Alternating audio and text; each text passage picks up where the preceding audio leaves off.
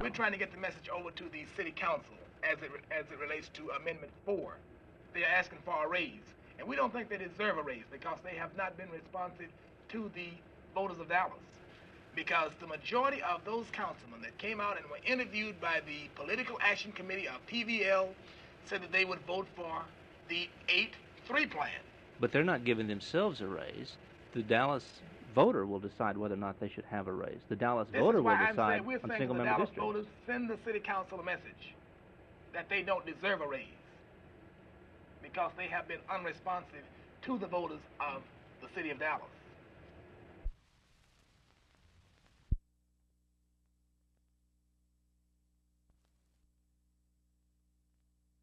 By the time the regional airport opens in October, Wets are hoping that prohibition will be a matter of history in Precinct 3. They want restaurants and lounges here at the airport and in surrounding towns to be able to sell mixed drinks. They also want to legalize off-premise beer sales. The Wets are convinced that the 20,000 signatures they turned in to County Clerk Ed Lofton today will be enough to call 2 separate local option liquor elections. It will take the clerk's office a week to certify the signatures. If they're good, it'll be up to the county commissioners to set an election date. The WET group, known as the Council for Legal and Social Progress, hopes that citizens in Precinct 3 will be able to vote on the liquor issue in mid-July.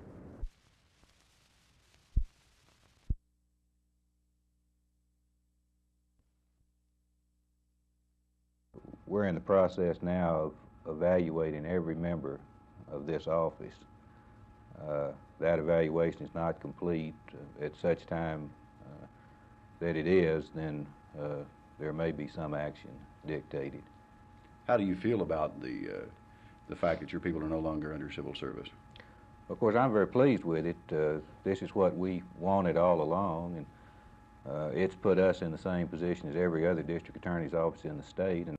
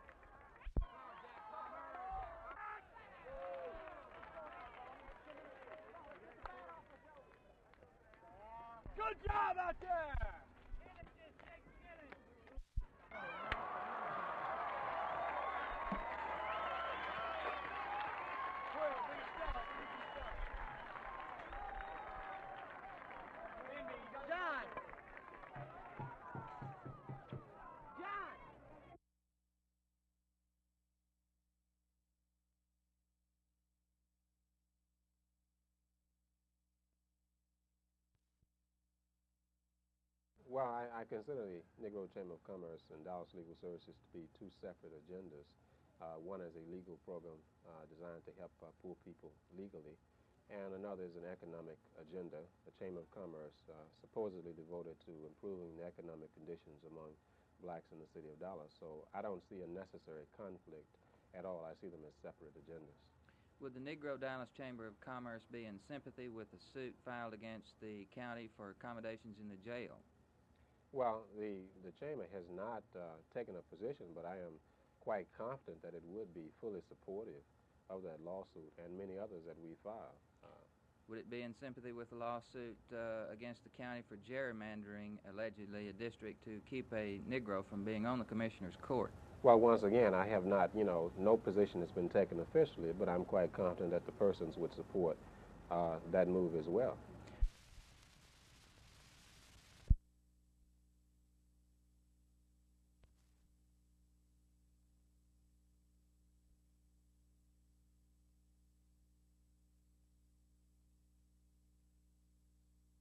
I guess I watched just about every science fiction movie that came out when I was a kid, but gee whiz, who'd have thought that someday I'd be here in Dallas, Texas, reporting on a real-life blob. Yes, a blob. These little monsters have been reported growing all over Dallas. Here in the southeast part of the city, Mrs. Edna Smith found this little creature last Thursday morning.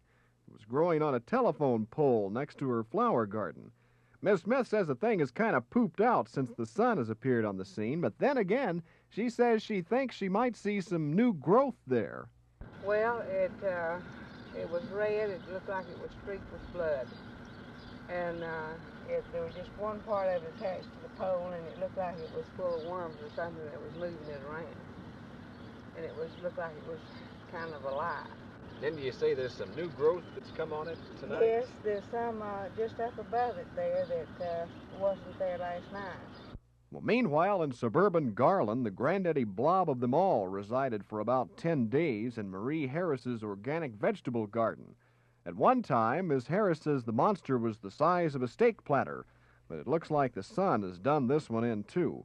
Miss Harris called in a bunch of Colorado scientists who carted off a sample of the stuff to try to find out just what it is, but we'll all have to hold our breath. It'll be at least 10 days before their findings are known. Miss Harris, what did the blob look like at its worst? It looked like some type of foreign blob, a blob. Outer space, right? Maybe. Well, when did it die like this? After the sun hit it Monday morning. Well, were you ever scared while the thing was growing and pulsating out here? No, the only thing that worried me was when I sprayed it, and it began to kind of bleed this purplish, reddish purple substance, and I didn't know what I was dealing with. I think it'll turn out to be some type of bacteria caused from all the organic matter here in the garden. Well, rest easy, America. The blob is dead, I think. For News 8 on the Move, this is Arch Campbell.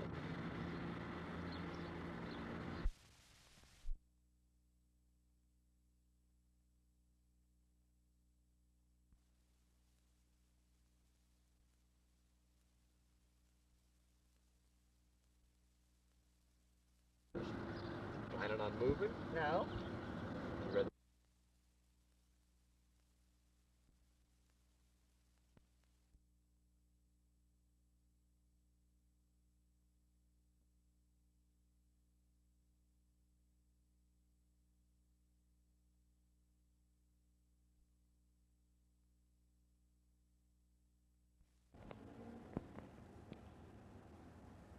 You read As an attorney, yes. Thank you very much. Thank you. In representing Dallas Legal Services and the Dallas Negro Chamber of Commerce. I don't believe so.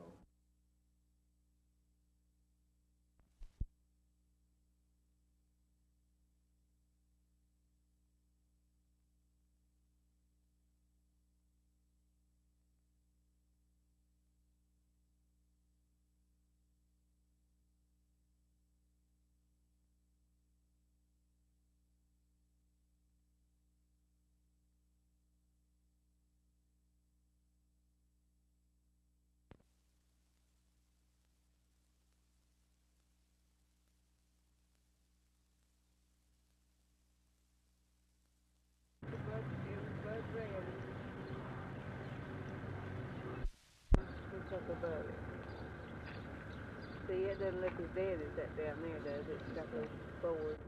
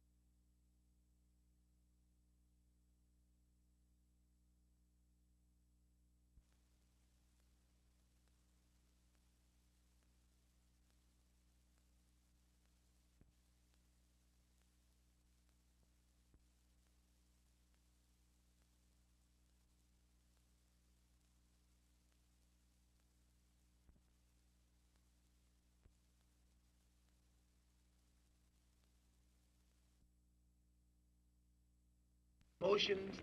The precinct chairman are working on this. There are a number of the churches that have committed this. And Amendment 3 and 4. Well, this is where our work will be concentrated.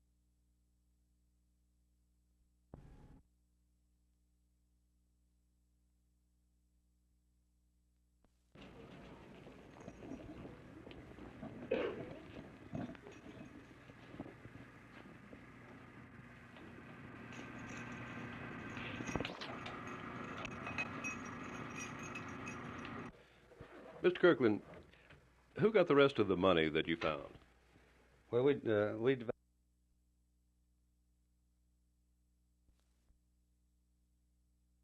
To a man, reaction from officials in Tarrant County has been that there is no need for a 5th criminal district court here right now. Judge Byron Matthews of Criminal District Court Number 1 feels the situation is acceptable right now.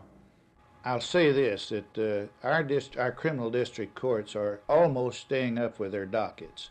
And I believe that the last 2 months will show, the statistics will show that we are disposing of just as many cases and a few more than are being filed. However, most of the district judges agree that by 1975, with a new regional airport in operation and many more people in the area, there will be more crime and probably, therefore, there will be a need for another court. When that time comes, the funding will have to come from the Tarrant County Commissioner's Court. I just wish that legislators, before they do this, would at least visit with the commissioners who have to spend the money and who have to tax the people to see what their thinking is. If you had to sum up the action of the legislature in one word, what would that be? In this particular instance, I just don't have an answer for it. I think it was stupid. In Dallas, there will also be new courts, but in a more receptive atmosphere. Well, Jerry, here in Dallas, it's been a combined effort of the Commissioner's Court, the Chamber of Commerce, the county judges, and the Dallas Bar Association to get 5 new courts. In one of the many resolutions backing up the request, the officials pointed out that the county had a critical case backlog, causing the administration of justice to be seriously delayed, coupled with an alarming increase in crime. As soon as the governor signs the bill into law, the commissioners must then choose judges for the 2 county courts. Commissioner Jim Tyson tells me he has a stack of at least 25 applicants for the jobs. They also have the task of finding a place to hold court, and as of now, no one's quite sure where to put them all. For Channel 8 News on the Move, this is Judy Hanna in Dallas. Airport.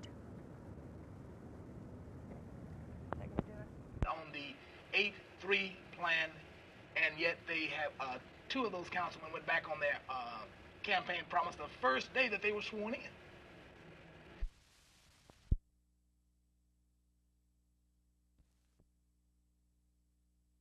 You supposedly found gold certificates. However, I see these bills are labeled just national currency or Federal Reserve notes. Well, that's what I thought. The newspapers and everything had gold certificates all the time, so I thought they were all gold certificates. I never did see them real good. From the time I found them to the time I received them now. You never examined the money when you found it? No, sir, I was too nervous. Do you feel that the money you now hold in your hand is the same money you found? Well, I'm not sure now. Everybody's saying gold certificates. I want to know where that gold certificate came from. the name. It don't say anything on here about gold certificates at all. Well, now, you found over $47,000. You now hold in your hand $13,900. Are you happy? Well, that's a settlement we made. I'm happy enough.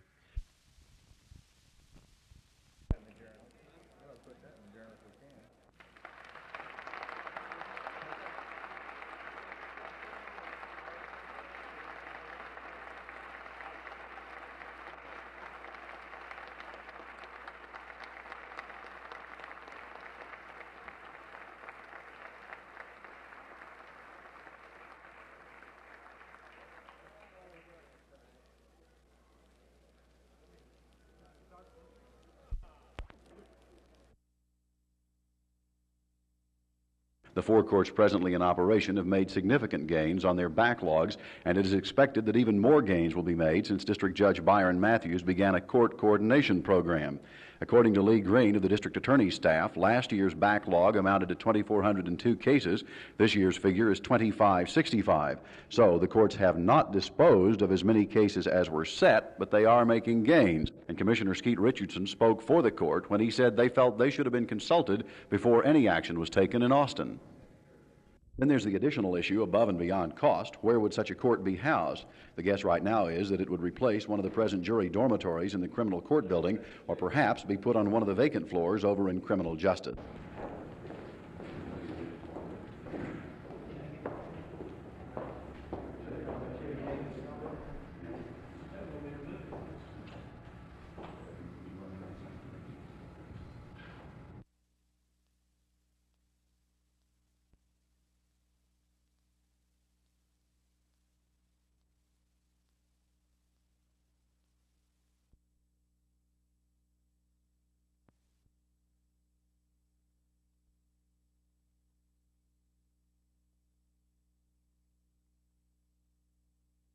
The honorable members of the Senate, Mr. Doorkeeper.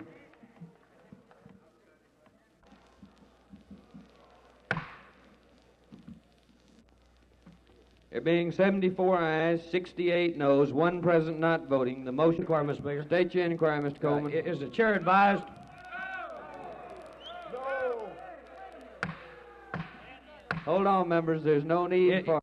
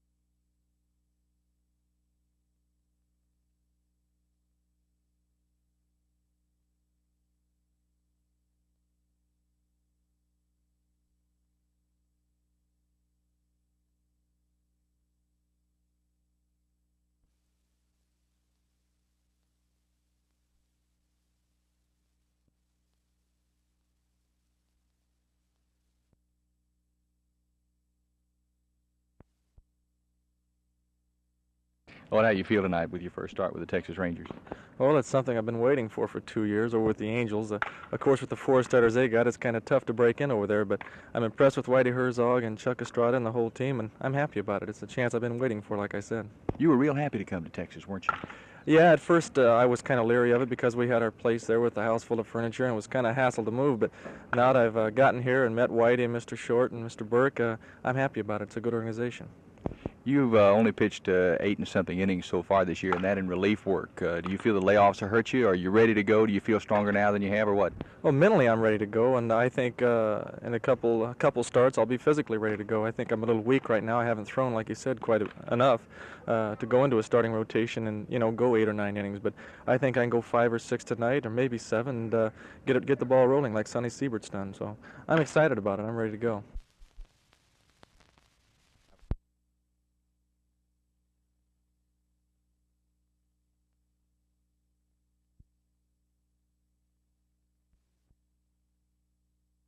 It's interesting to note that the two major things that were left undone by the legislators who are now vacating this Capitol building for a while are things that are pending in courts.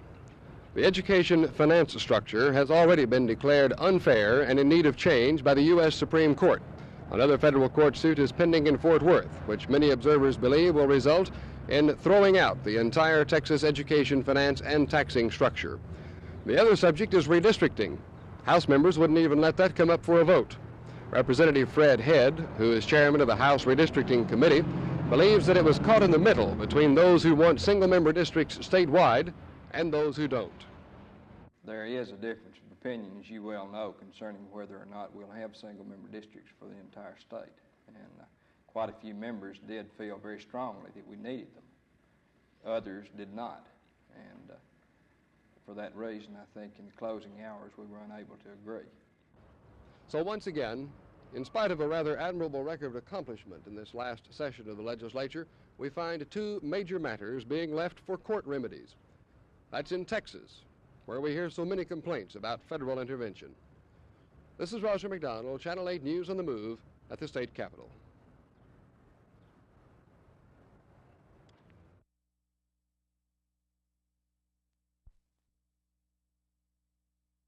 We don't really have any way of evaluating the performance of the dollars that we spend. So we need to start really at the bottom of the budgetary process, change the assumption that we now use that an agency administrator or department head really is concerned mostly about justifying new dollars. Well, he ought to have to go back and justify every dollar. This concept, of course, is called zero-based budgeting. Well, this could be helpful in other areas, too, besides just the money, just perhaps seeing if a program is even worth continuing. That's right. One of the greatest benefits of the system, as I understand it, is that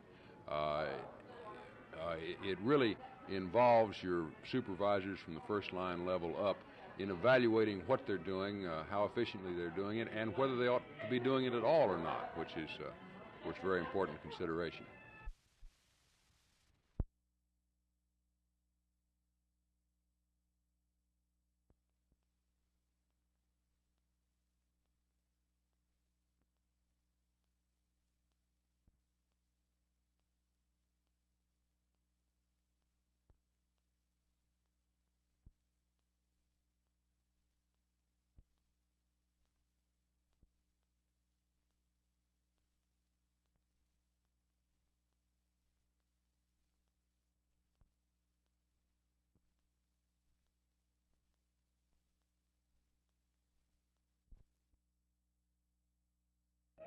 Delegates put their unanimous stamp of approval today on a resolution establishing a task force to study amnesty, not only for Vietnam draft dodgers and war deserters in Canada, but for the 100,000 men in the United States who came out of the Vietnam conflict with dishonorable discharges and prison sentences.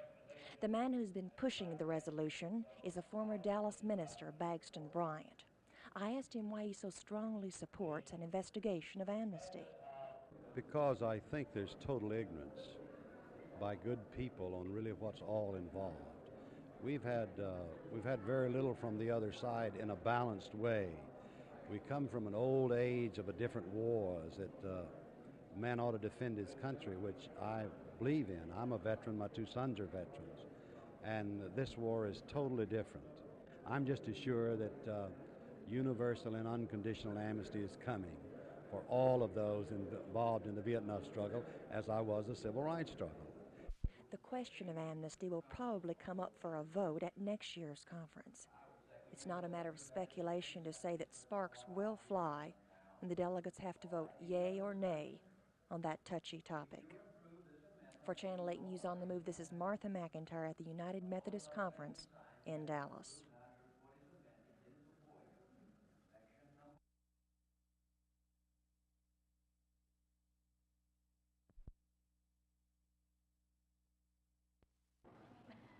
Karen Padman, former national. That's my business. Thank you, Karen. Those of you who are in.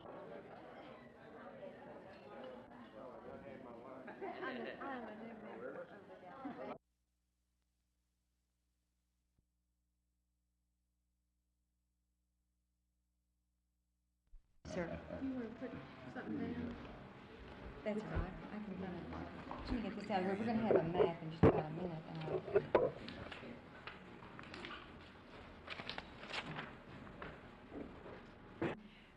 We began our campaign.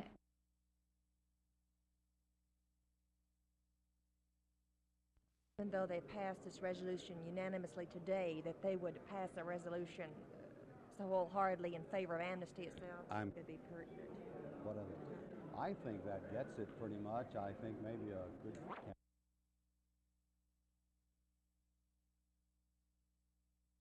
The conference floor voted. I don't know how many. It was a good session. I mean, it was the total delegation.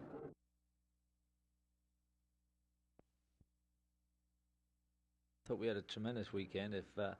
If somebody had said before we went out there that weekend to Atlanta and Miami that we could have 9 points, I'd be very pleased. Since I've been back, I look back over my shoulder and think that we could have had even more points because we played exceptionally well. The lads were tremendous, and we really could have won both of them. Coming up Sunday will be the arch rival, the Atlanta Apollos, will be moving in. You've played them once before. Has the team improved any? Their team? Mm-hmm.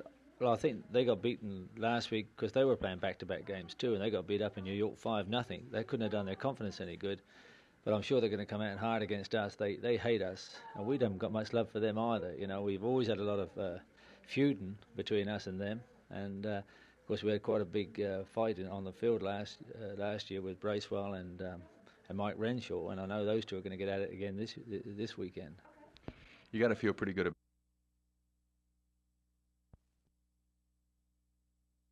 The guiding light of Neiman Marcus lit up the area arts scene today. Stanley Marcus gathered together several of the cream of the Dallas-Fort Worth business community to hammer into their heads their responsibility to aid the arts in the community.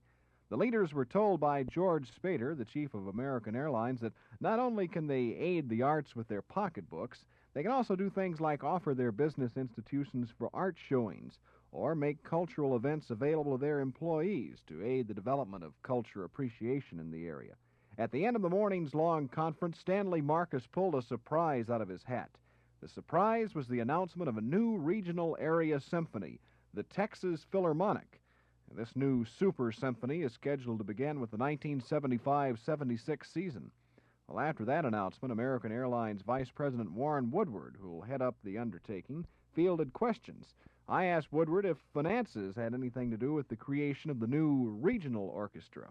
Yes, it's to be devoutly desired that in the future we have musical institutions that are on a sound financial as well as musical footing.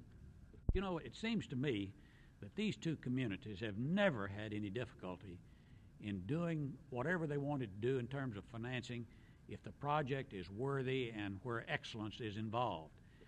And that, in my mind, and Kelly's and Babe Fuquay's, is the key to this thing.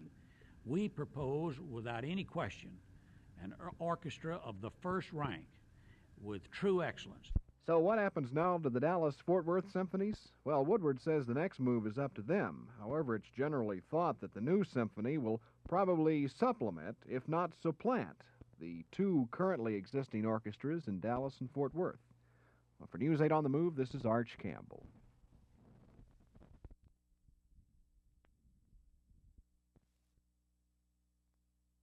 We have a lot of plans. Mainly, we're just going to take things easy. We're going to quit and then make a decision today and reserve the right to change your mind tomorrow. We both love to travel, and as far as retired teacher's salary goes, we're going to use some of it that way.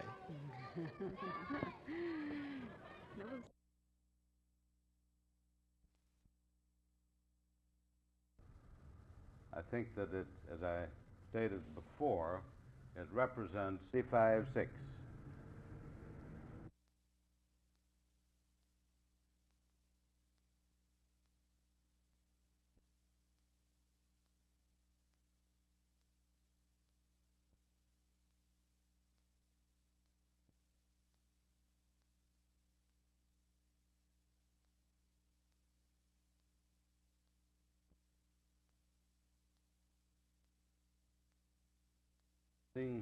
Rods, the nation's vice chairman, is H.P. Fuquay, honorary chairman of the board of the Fort Worth largest and most important metroplex.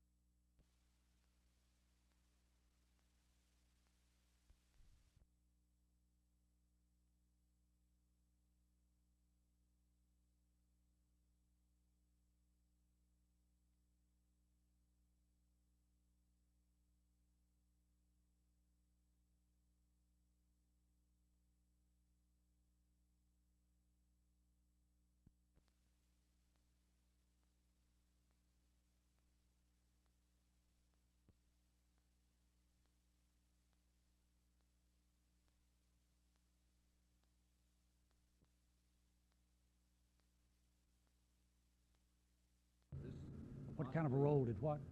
Finances. Is this possibly a means of cutting down the financial troubles of both?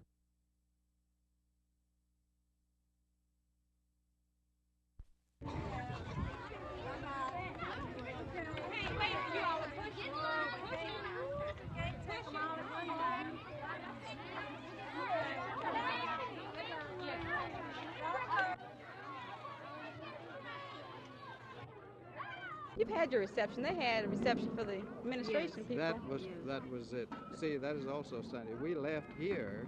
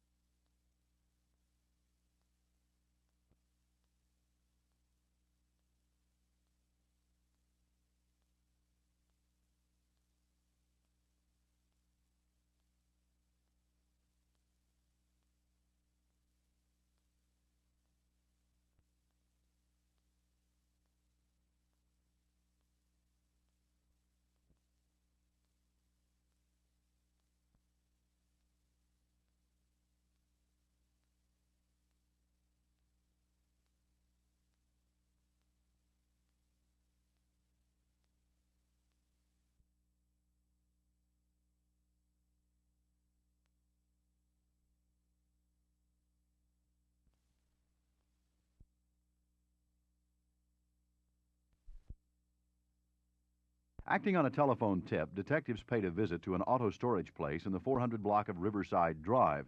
They found 19 cars there. A quick check showed they had themselves a cache of stolen vehicles.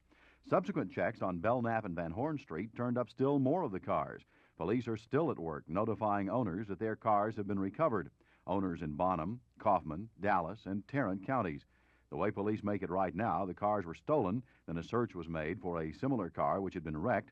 ID plates were switched, and the hot cars sold on used car lots around the county. This is the second time in about a month Fort Worth police have broken up auto theft rings of some magnitude. So far, 2 men have been charged in the incident: David Crane of 3411 Northeast 27th in Fort Worth, and his son, E.N. Crane of 3210 North Lorraine.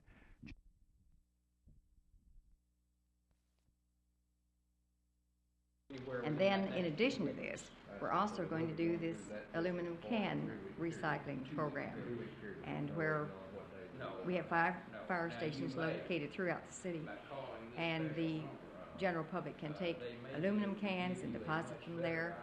The funds from that, and we're being paid 10 cents a pound for aluminum cans, will be then donated to the city.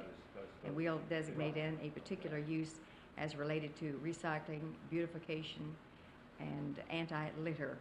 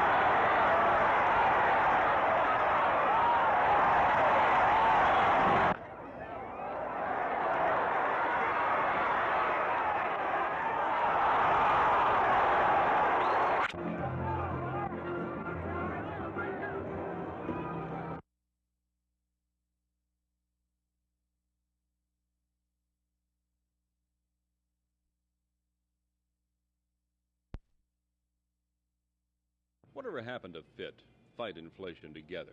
What happened to those ladies who picketed the grocery stores and the meat counters for those few weeks? Of course, meat prices are still being controlled by the government. We don't know how long the control is going to be on, but we did look up a couple of ladies who were quite active in FIT, and we asked, whatever happened to them? Were they just a flash in the pan? We've more or less disbanded temporarily in view of the president's price ceiling. We feel that there isn't a whole lot we can accomplish right now. Well, do you guys feel that FIT was maybe just a passing fad or kind of a flash in the pan, if you will? I think we've all learned, when we were boycotting, we learned new ways to fix meatless meals. And I think we educated ourselves as to being better consumers. Well, whether you can afford beef 7 days a week or not, it is still one of the best bargains in this country.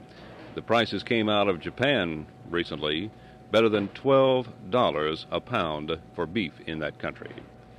This is Jim Mitchell, Channel 8 News on the Move.